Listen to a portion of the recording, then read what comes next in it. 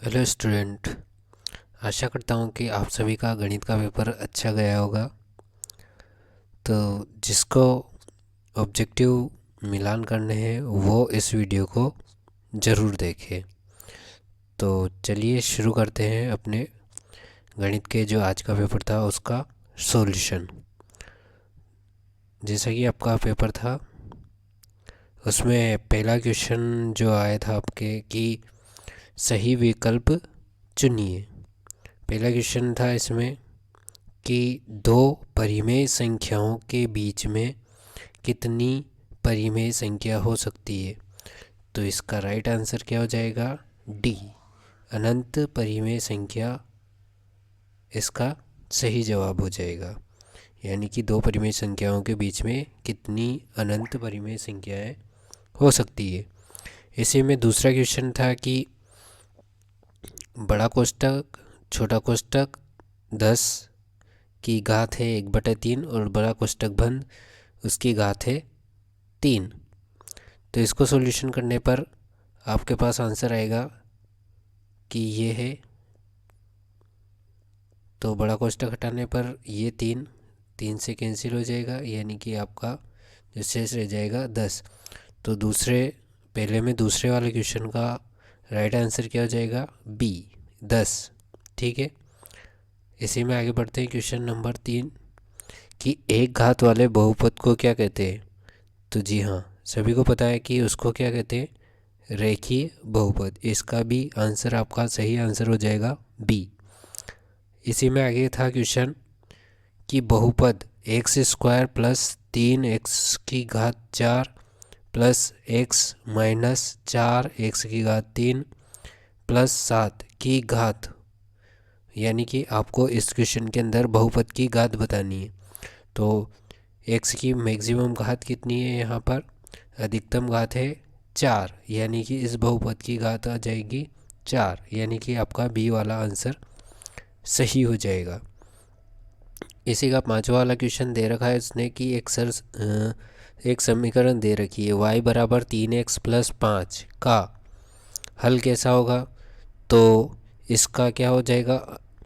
Option C, अपरिमित रूप से अनेक हल होंगे इसके। ठीक है, तो आपका सी वाला ऑप्शन सही हो जाएगा। बढ़ते हैं छठे क्वेश्चन में इसमें कि मूल बिंदु के निर्देशांक क्या होते हैं।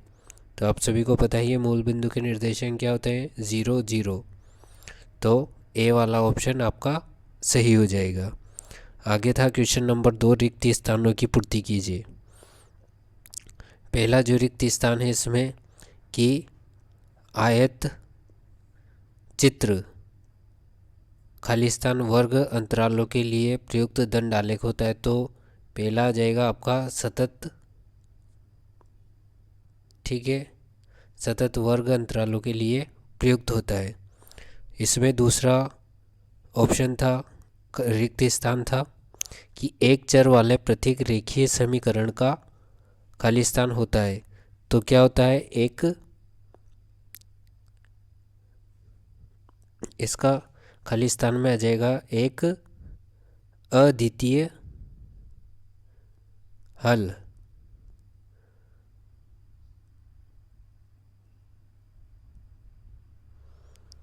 खाली स्थान में आ जाएगा आपका अद्वितीय हल, या एक हल भी कह सकते हो जिसे। इसी में तीसरा, वे रेखाएं जो एक ही रेखा के समांतर होती है परस्पर खाली स्थान होती है। तो खाली स्थान में आ जाएगा आपका क्या होती है? वो एक दूसरे के भी क्या होगी? समांतर होंगी। तो खाली स्थान तीसरे के खाली स्थान में क्या आ जाएगा आपका? समांतर। इसी का चौथा वाला था कि समबाहु त्रिभुज का प्रत्येक कोण कितने डिग्री का होता है? समबाहु, यानी कि प्रत्येक कोण आपका हो जाएगा 60 डिग्री का। जब दो कोणों का योग 90 डिग्री होता है तो उसे तो वे कोण क्या कहलाते हैं? पूरक कोण कहलाते हैं एक दूसरे के। तो इसमें आ जाएगा आपका पूरक कोण। छठा था इसी में खाली स्थान एक समांतर चतुर्भुज के सम्मुख कोण क्या होते हैं? बराबर। तो लास्ट वाले में आ जाएगा बराबर। आगे बढ़ते हैं। क्वेश्चन नंबर 3 में आपको बताना था सत्य असत्य। देखिए, पहला दे रखा है x बराबर 0, y अक्ष का समीकरण है। तो बिल्कुल y अक्ष का समीकरण x बराबर 0 है, तो ये आ जाएगा आपका सत्य। तीसरे का दूसरा है कि ऋजु कोण का माप 180 डिग्री होता है। तो बिल्कुल ये भी सत्य हो जाएगा आपका। इसी का तीसरा, किसी वृत्त की जीवा पर केंद्र से खींचा गया लंब उसकी त्रिज्या होता है। तो ये आपका असत्य हो जाएगा। वो उसको समद्विभाजक करता है जीवा को, न कि त्रिज्या होती है। मूल बिंदु के निर्देशांक 0 0 होते हैं, पहले भी अपनों ने अभी ऑब्जेक्टिव में देखा है। तो ये आपका सत्य हो जाएगा। किसी भी त्रिभुज में अधिकतम एक ही समकोण होता है। जी बिल्कुल, एक ही समकोण होता है। तो ये भी आपका हो जाएगा सत्य। छठा है, वर्ग अंतरालों के मध्य बिंदुओं को वर्ग चिन्ह कहा जाता है। सत्य बात, मध्य बिंदु को वर्ग चिन्ह कहा जाता है। क्वेश्चन नंबर 4 था कि आपको सही जोड़ी मिलानी है। तो पहला था कि समचतुर्भुज है एक। तो देखिए, समचतुर्भुज क्या हो जाएगा? एक समांतर चतुर्भुज। तो आपका पहले वाला का आ जाएगा ई। इसी में दूसरा है कि y अक्ष पर स्थित बिंदु। तो यहाँ दो बिंदु दे रखे हैं, 0,3 और 0,4। तो इसे देखते हैं बाद में, क्योंकि अपने पास दोनों पॉइंट y अक्ष पर ही स्थित है। देखिए, तीसरा, ऊपरी सीमा और निम्न सीमा, ऊपरी सीमा प्लस निम्न सीमा बटे 2। तो ये क्या हो जाएगा? वर्ग चिन्ह हो जाएगा ये। ठीक, आधा। ठोस आकृति का उदाहरण है। तो ठोस आकृति का उदाहरण क्या है? बेलन। तो चौथे में आपका आ जाएगा बेलन।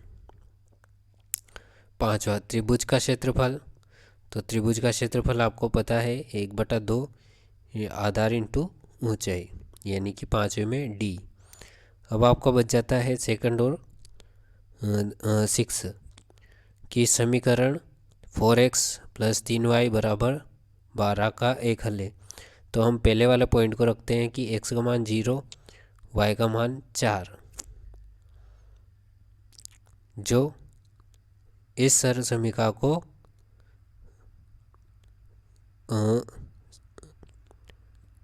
सिद्ध ये इसका एक हल है।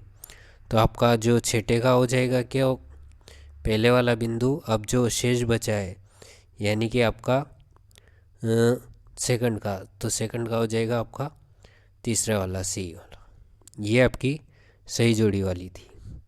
इसके बाद अगला क्वेश्चन नंबर 5वां कि एक वाक्य या एक शब्द में आपको उत्तर देना है। तो देखिए, पहला है, इसमें एक बिंदु से होकर कितनी रेखाएं खींची जा सकती है? तो एक बिंदु से अनंत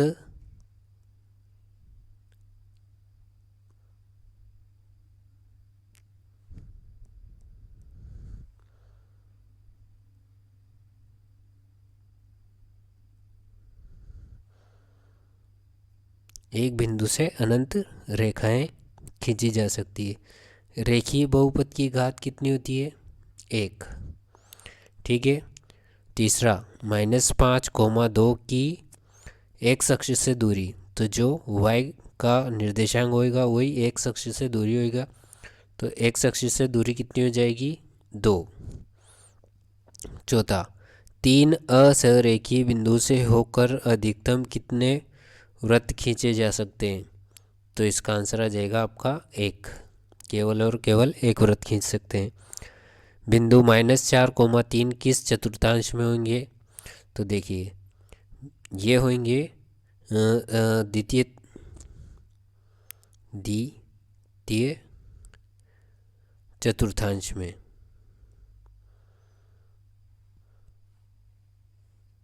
उसके बाद है छठा, वे दो कोण जिनका योग 180 होता है, तो वे कौन से कोण कहलाते हैं?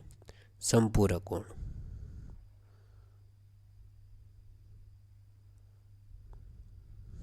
ठीक है, ये थे आपके ऑब्जेक्टिव क्वेश्चन जिनका सॉल्यूशन ये था। बाकी अगले वीडियो में।